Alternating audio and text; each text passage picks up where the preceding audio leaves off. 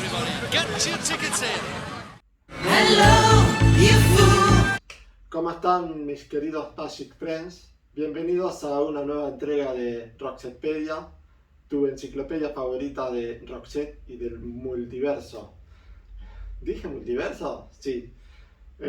Hoy, como verán, me puse la camiseta de Suecia y el canal se pintó de negro y amarillo porque vamos a empezar a incursionar en los demás grupos y proyectos en los que se vieron involucrados tanto Per como Mary por fuera de Roxette. Y si de multiverso o universo roxetero hablamos, qué mejor que arrancar con el origen de todo, para lo cual nos vamos a remontar al año 1978. Por ser el primer video que le vamos a dedicar a Julian Tider, vamos a tratar de contar brevemente cómo fue un poco la historia de sus comienzos, de cómo un grupo conformado por 4 pibes que iban al colegio secundario, que eran amigos y decidieron formar una banda, que es básicamente la historia de cualquier banda en sus orígenes. 4 chicos con grandes sueños de triunfar en la música y cómo fue el recorrido hasta llegar al primer contrato con EMI que les permitió grabar este material que está acá a mi izquierda. ¿Por qué? Porque de todo lo que tengo presentado acá en la mesa, lo que corresponde a la izquierda son los lanzamientos originales y lo que está acá a la derecha son los relanzamientos que Julian Tider ha tenido muchos a lo largo de su carrera. Y bueno, como todo esto está referido al primer álbum, los junté a todo el material, pero lo voy a dividir en 2 videos para que no se haga demasiado extenso. Bueno, ¿cómo es que nació Julian Tider? Eran un grupo de 4 amigos de la secundaria y que se dedicaban a grabar, como toda banda, sus demos, sus canciones, ensayos, etc. Y a la medida que iban produciendo canciones y que sentían que tenían potencial para mostrárselo tanto a las discográficas como a productores o a cualquier persona que pudiera brindarles el acceso a su primer contrato discográfico, lo que hacían eran armar cassettes de demos o demo tapes y los enviaban con cartas y partes de prensa, por así decirlo, hechos por ellos mismos, no de manera oficial obviamente, a distintas personas. Per cuenta en este libro que las respuestas no llegaban, aunque sí, por ejemplo, les había llegado una carta de Björn y Benny, los integrantes masculinos de ABBA, pero él se puso a pensar un poco más, a maquinar, y le cayó la ficha de que, por ejemplo, así como ellos estaban mandando demo tapes o cassettes con demos a las discográficas, seguramente había muchas bandas a lo largo y a lo ancho de Suecia que estaban haciendo lo mismo, y él se imaginaba que los cassettes se deben haber estado apilando en las compañías y pensó, ¿por qué no grabar un vinilo, grabar un EP? En videos anteriores yo les había comentado lo que era un single y lo que era un maxi. El single es una grabación que se hace en un vinilo de 7 pulgadas, en donde el lado A es la canción que se intenta vender o promover o difundir, y en el lado B se suele poner o un remix de la canción, el demo, alguna versión en vivo, alguna canción de descarte que no haya ingresado en el corte final del álbum, como hemos visto varios ejemplos ya. Y el maxi es aquella grabación que va en un vinilo de 12 pulgadas, que en el lado A suele tener también la canción que se quiere promover, muchas veces en una versión remixada o extendida, y que en el lado B tiene o más versiones de la misma canción, remixes, o la versión original del álbum en el caso de que en el lado A haya estado una versión extendida o remixada. Pero como que conceptualmente el maxi sigue teniendo versiones de la misma canción.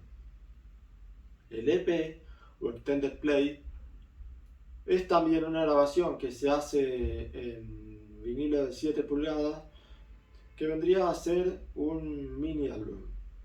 A diferencia de un maxi que también tiene varias canciones, el EP en realidad contiene canciones diferentes. Por ejemplo, en un vinilo de 7 pulgadas tiene 2 canciones de un lado o 2 o 3 del otro, pero son todas canciones diferentes. Conceptualmente se asemeja más a un mini álbum que a un maxi, por ejemplo. O sea que no es la cantidad de canciones lo que te determina si es un single, un maxi o un EP, sino más bien el concepto. Si bien el single tradicionalmente se limita a tener una canción para el lado y el maxi una canción extendida en el lado A y 2 o 3 versiones de la misma canción en el lado B, el EP es eso, es cuando vos tenés un conjunto de canciones que no alcanzan a conformar un long play o una larga duración, que sería el vinilo, el álbum propiamente dicho. Entonces, incluso también por una cuestión de costos, buscas editarlo en un vinilo de 7 pulgadas. Y en el caso de Julian y Tiger, lo que hicieron fue eso. Pusieron un poco de plata cada uno, que según lo que figura acá en el libro, sería a precios de hoy $100 cada uno, para financiarse y autogestionarse la grabación de ese primer EP. Ese EP tuvo una tirada de 900 unidades nada más. Salió a la venta seguramente en su círculo de amigos, quizás en las disquerías de la ciudad de donde ellos son originarios, que es Halmstad. También otra cantidad de copias se distribuyó en las discográficas y en los periodistas de espectáculos, los que hacen reseñas musicales, etc. Por suerte para este grupo de chicos, tanto esfuerzo valió la pena, porque cuando el EP, que yo no lo tengo acá en mi poder, pero bueno, aquí les estoy dejando la foto de cómo luce el EP, llegó a manos de alguien que formaba parte de la compañía EMI, y como le gustó la canción Billy y vio potencial ahí, les ofreció lo que sería su primer contrato de grabación. En el tiempo que transcurrió entre la grabación del EP con la formación de 4 integrantes hasta la oferta que recibieron por parte de EMI de grabar su primer disco, la banda sufrió un cambio fundamental que es lo que le terminó dando la forma final al grupo. Se reemplazó al bajista y se incorporó un tecladista. Y con esto llegamos a la formación definitiva de Silene Tider. Yo digo, Silene Tider es la forma más argentinizada de decirlo, y Julian Tider la sueca. No siempre me sale bien la pronunciación, así que disculpen si alterno entre las dos maneras de decirlo. Cuestión que la formación final vendría a ser Per Gessle en voz y guitarras, Mats M.P. Persson en guitarra, que es el que en videos pasados dijimos que junto con Per hacía las grabaciones de los demos para Roxette. Anders Herlin, que es el bajista nuevo que incorporaron y que también terminó siendo bajista de Roxette en la época dorada de Roxette, básicamente hasta comienzos del 2001. Micke Sid Anderson en baterías y Goran Fritzson en teclados, que en el caso de Julian Tider, decir teclados es decir farfisa, que es el teclado que le dio el sonido distintivo que tiene Julian Tider y que Goran se encargó de tocarlo a lo largo de todos los álbumes. Bien, ahora estamos a mediados de 1979, en donde Julian Tider ya tenía su formación final, en donde había llegado la primera oferta de grabar un primer single y un primer disco. Por lo tanto, la banda se encierra a grabar entre agosto y septiembre de ese año las canciones que conformaron el primer LP, y luego de todo el proceso de masterización y de producción, llegamos al 10 de diciembre de 1979 con el lanzamiento del primer single. Este primer single contiene 2 canciones. Y acá yo les voy a pedir perdón nuevamente a todos los seguidores de Suecia y a aquellas personas que sepan sueco. Yo no sé sueco, así que la pronunciación de las canciones va con mucho amor y mucha buena onda, pero voy a hacer lo posible. Las canciones que conforman este single son Himmel Nummer 7 y Flickorna på TV2 o algo así. Traducido al castellano, para que me sea más fácil a mí seguir hablando de esto, sería Cielo número 7 y Las chicas en el canal 2. Conceptualmente, este single fue pensado como un doble lado A. Esto es físicamente tener una canción por lado, como un single común, que tiene lado A y lado B, pero en vez de que el lado B sea un remix o una canción de descarte que no esté en el corte final del álbum, decir un doble lado A es que ambas canciones tienen estatus de corte de difusión. Para decirlo de otro modo, seguramente ellos habrán elegido las 2 canciones que más les gustaron o las 2 canciones que le vieron mayor potencial de pegarla, de que se convirtieran en un éxito, y más allá de que es un doble lado a las cosas hay que ponerle un orden. Ellos decidieron que Cielo número 7 fuera la primera canción y Las chicas en el canal 2 la segunda canción, por eso están ordenadas así en la tapa del disco. ¿Qué es lo que pasó? Cuando fueron a diseñar las tapas, o sea, los diseñadores que se encargaron del diseño de los labels o de las etiquetas, al ver el orden de las canciones y por un malentendido quizás, le pusieron lado A Cielo número 7 y lado B a Las chicas en el canal 2. Cuando en realidad lo que tendrían que haber puesto es que las 2 canciones son lado A. Este single salió el 10 de diciembre de 1979 y cuando se detectó el error, a la semana siguiente, el 17 de diciembre, salió una segunda tirada, una segunda edición con las etiquetas corregidas. De esta primera edición, a su vez, hay 2 variantes. Está esta en vinilo translúcido amarillo y una segunda variante en vinilo negro. Ambas son muy difíciles de conseguir. Yo, por una cuestión estética, apunté a tratar de conseguir esta en vinilo amarillo porque es más lindo, no por otra cosa. Y me queda pendiente alguna vez conseguir esta misma copia en vinilo negro. A su vez, mientras sucedía todo esto del prensado de los singles y la preparación del prensado del álbum, etc., las canciones ya estaban sonando en la radio. Y por esas vueltas de la vida, lo que ellos habían elegido como la segunda canción en el orden del doble lado A fue la canción que más pegó en la radio. De hecho, fue la canción que los hizo famosos de un día para el otro. Entonces, cuando hubo que reimprimir los labels de los vinilos, se pasó como el lado A1 a Las chicas en el canal 2 y como el lado A2 a Cielo número 7. De la segunda edición del single vamos a poder encontrar unas cuantas variantes.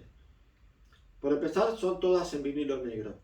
Hay una variante en la que, como hemos visto en singles anteriores, la separación entre el label y el runoff están hechos con ese moldeado, ese dentado, esa forma de serruchito que les había mostrado en otros vinilos.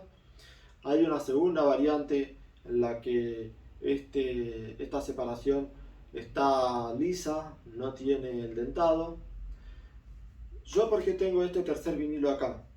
Este vinilo me llegó en un lote que lamentablemente el correo, mientras lo tenía en su poder, se les inundó el depósito y me entregaron una caja totalmente mojada, llena de moho, y las tapas se perdieron. y esto yo lo tenía guardado en un mueble, y el otro día cuando me puse a revisar me encontré con que este vinilo de un lado es dentado y del otro lado es liso. Así que podríamos considerarlo una tercera variante, sumadas a la que tiene dentado de los dos lados, liso de los dos lados y este que vendría a ser un híbrido. Y hay una cuarta variante que no está documentada ni en el libro ni en la página web, que es la que yo tengo acá, que es que las letras, en vez de ser amarillas, son naranja, tanto en la tapa frontal como los colores que se usaron en la tapa trasera. Y otra cosa que no está documentada ni en el libro ni en la página web y que yo descubrí por puro obsesivo que soy, es que para diferenciar una primera edición de una segunda edición, la primera edición, el cuello del bajista Anders está pintado de amarillo, mientras que en la segunda edición esto fue corregido y el cuello está en blanco. En grado de dificultad podemos decir que las ediciones que son muy difíciles de conseguir, catalogadas según este libro, son las dos variantes de la primera edición, tanto en amarillo como en negro. E indistintamente una de la otra son muy difíciles de conseguir. Ahora pasemos a hablar del álbum, del LP. El álbum fue lanzado tanto en vinilo como en cassette el 18 de febrero de 1980. Esto es 2 meses después del lanzamiento original del single. Del álbum también hay muchas variantes, hay muchas ediciones. Yo, cuando esto se da de que hay muchas variantes de un mismo álbum o de un mismo single, trato de apuntar a conseguir la más difícil, en la medida de lo posible. La primera edición del primer álbum de Julian Tider salió en vinilo amarillo. Una cosa que les quiero mencionar, que quizás ya hayan observado de todo lo que está acá en la mesa, es que a Silene Tider le encantan los die cuts. Como verán, los singles, el álbum, todo tiene die cut. Y a diferencia del vinilo de Pearls of Passion, que el die cut estaba en el sobre interno, acá el die cut está en la tapa. Por lo tanto, lo que ustedes ven acá como foto de grupo, en realidad es la foto del sobre interno. Y lo que acá queda es el die cut en la tapa. Este diseño, fíjense que se repite acá en los singles también, en donde la tapa es la que está agujereada y a través del agujero de la tapa se puede ver el color del vinilo. Acá, por suerte, en mi caso, yo tengo la primera edición del vinilo, que también es amarillo translúcido como el primer single, y en términos de arte de tapa y de diseño, lo que podemos decir es que el lado A del sobre interno, digo el lado A porque es donde están las canciones, las letras de las canciones del lado A, es lo que cuando uno guarda el sobre interno dentro del álbum es lo que tiene que quedar para adelante, porque esta vendría a ser la foto oficial de la tapa. En el lado B también hay otra foto que, si uno pusiera el sobre interno al revés, también quedaría una foto. O sea, el diseño fue cuidado como para que no importa de qué lado uno ponga el sobre interno, siempre se va a ver una foto de la banda. Pero bueno, la foto, digamos, la manera correcta de guardarlo sería con las letras del lado A para el frente. Este mismo vinilo, que yo lo tengo en amarillo, en las sucesivas ediciones salió en vinilo negro.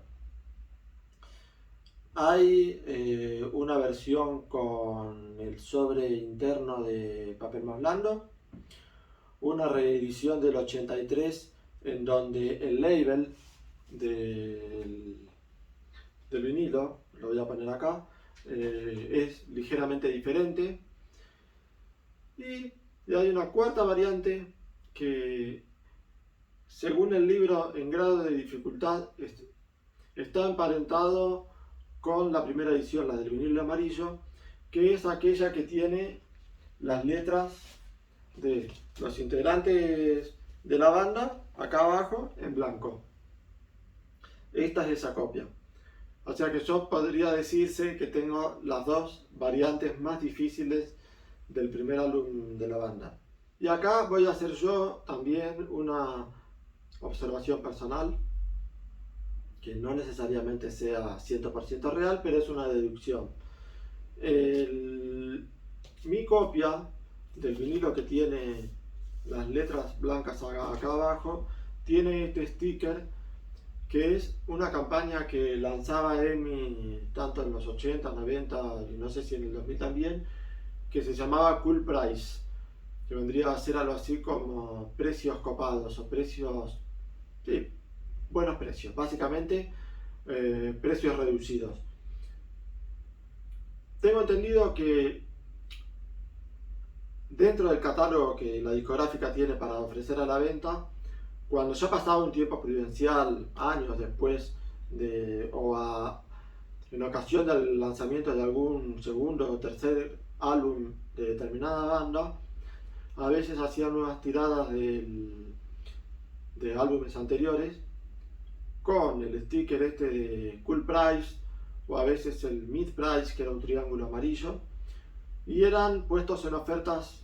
O sea, la discográfica ya le vendía como más barato a los mayoristas o a los distribuidores, cosa que las disquerías pudieran vender el álbum más barato y aumentar el volumen de ventas. Total, ya tiempo después, lo que vendría a ser el costo del álbum ya estaba completamente amortizado.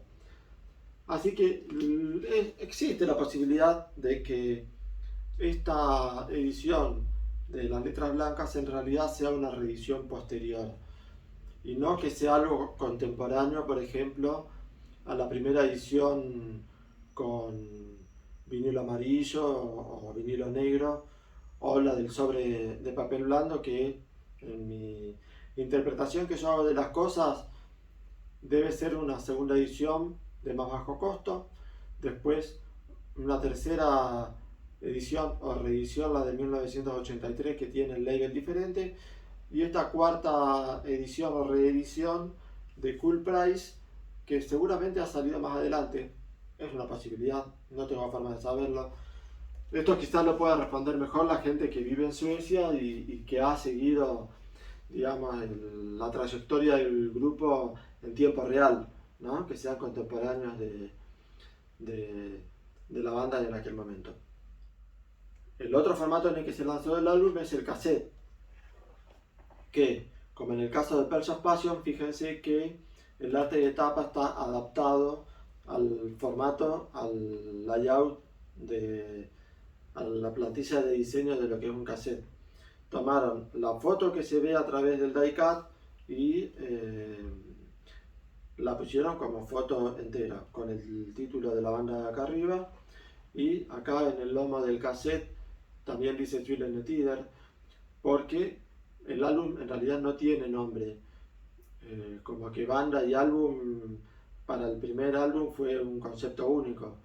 Por eso a veces este álbum también está listado como primer álbum o como self-titled, que vendría a ser algo así como autotitulado o álbum del mismo título que la banda. Por ejemplo, Duran Duran tiene su primer álbum también lanzado con ese mismo concepto, y por ejemplo el álbum del 93, que se llama The Wedding Album, también no tiene nombre y la gente comercialmente lo llama el Wedding Album, el álbum de la boda. De este cassette, que yo también había explicado que Pearls of Passion, en el video de Pearls of Passion, que la plantilla de diseño de los cassettes de la época de EMI era siempre la misma. Acá el listado de temas, abajo cierta información de copyright, acá el listado de las canciones y los créditos de copyright y de publicación. Acá tiene exactamente el mismo diseño, pero sí hay un par de variantes que tienen que ver con los colores de las letras. Hay un cassette con letras grises o negras y otro cassette también celeste, pero que usa un tamaño de fuente diferente, por lo tanto los nombres de las canciones, en vez de ocupar 4 renglones en el lado A, ocupa 3, y acá en el lado 2, en vez de usar 3 renglones, usan 2. También acá en el libro figura que tanto este cassette como el otro de letras negras tiene algo misprint, o sea, mal impreso, o algún error de tipeo o de catálogo, etc. Yo la verdad no lo encontré, estuve analizando la tapa y las letras, los nombres de las canciones y todo eso, la verdad que no lo encontré. Si alguien sabe a qué se refiere con misprint en el cassette de la primera tirada, les agradecería que lo pongan en los comentarios, porque esa es una información que no tengo y que no pude encontrar. Y por último, para ir cerrando este primer video, vamos a pasar a lo que fue el segundo corte o single del álbum. Este single fue lanzado el 27 de mayo de 1980, y no sé por qué los suecos tienen un idioma tan difícil para pronunciar para nosotros. Dice algo así como Skovielska, Suskovielska till Buddy Holly, y cuyo lado B sería Dansar inte lika bra som Sjömen. Las traducciones aproximadas serían: si vamos a hacer el amor, vamos a hacer el amor como Buddy Holly. Esa es una de las traducciones que tira, dependiendo de uno donde la busca, varía un poco. Y la segunda canción sería No bailas tan bien como los marineros. Nosotros, por una cuestión de simplificación, vamos a ponerle Buddy Holly y Marineros. De este single también existen variantes. Por un lado tenemos este en vinilo translúcido amarillo, que también tiene die-cut. Una segunda variante en vinilo negro, que también tiene die-cut. Y hay una tercera variante, también en vinilo negro, que tiene lo que se conoce como push out center, que vendría a ser un centro, como push out es tipo empujar para afuera, es arrancable, por así decirlo. Uno, si hiciera fuerza, podría romper y arrancar este centro para, por ejemplo, adaptarlo para las rocolas o las jukebox machines, o no me acuerdo qué otros nombres tienen. Son esas máquinas antiguas en donde se podían poner muchísimos vinilos en los bares, en un montón de películas aparecen, y por el tipo de tecnología que tienen necesitan que el centro este sea de mayor diámetro. Entonces uno podría arrancar ese centro y adaptarlo para las rocolas. Yo esa tercera variante no la tengo, porque estéticamente me gustan más estas que tienen el centro completo, pero según el libro dice que las versiones de vinilo negro son en teoría un poquito más difíciles de conseguir que esta del vinilo amarillo. Digamos que estas dos variantes en realidad no sucedió como en el caso de las chicas en el canal 2, que la primera tirada, el amarillo, sí es difícil de conseguir justamente porque hubo un error en el armado de las etiquetas, pero de las etiquetas que están mal, el negro y el blanco son igualmente difíciles el negro y el amarillo son igualmente difíciles de conseguir, mientras que acá también es como que cuando salieron a la venta las dos versiones, pero por alguna razón los de vinilo negro se supone que son un poquito más difíciles de conseguir. Y ya sobre el final de este primer video dedicado al primer álbum de Julien Etider, quiero hacer un pequeño repaso de pequeñas diferencias que fui encontrando en todas estas, en todo este material que yo tengo acá, cosas de que si ustedes quieren revisar y ver si tienen diferencias respecto de lo que yo tengo acá, que lo vayan poniendo en los comentarios. Una primera observación sería que me da la sensación de que todas las ediciones del 79 las chicas en el canal 2 tienen el push out center, el centro este que es, digamos, desmontable, por así decirlo. Digo esto porque lo que vamos a ver en el segundo video es que las reediciones del 89, que son en conmemoración de los 10 años del lanzamiento del primer single, son de centro completo. No está documentado, pero creo que no hay variantes de las ediciones del 79 en donde el centro esté completo. Respecto de estos dos de acá, yo viéndolo así medio de perfil, el amarillo de este título es como más vibrante que el amarillo de acá. Sí es más notorio la foto del sobre interno. Acá los colores de las caras, por lo menos la de Anders, salvo la de Per, la de los otros integrantes, son de colores más oscuros y más intensos en esta reedición que en la edición original. Y daría la sensación de que el laminado de esta primera edición es como más glossy que el de esta reedición. Respecto de estos dos, a mí me da la sensación de que sobre la tapa de vinilo amarillo es un poco más oscura que la de este. Es apenas la diferencia y no sé si es algo que sucede en estas dos copias. Seguramente hay gente que ni nota la diferencia ni tiene por qué ser que el color más oscuro se le haya dado en el vinilo amarillo. Es una observación como para que si alguien está con muchas ganas de revisar, lo pueda hacer. Así que bueno, hemos llegado al final de este primer video. Como ya saben, tengo una cuenta de Instagram que es @roxetpedia, en donde yo voy también subiendo las fotos detalladas de cada tomo que voy presentando en el canal.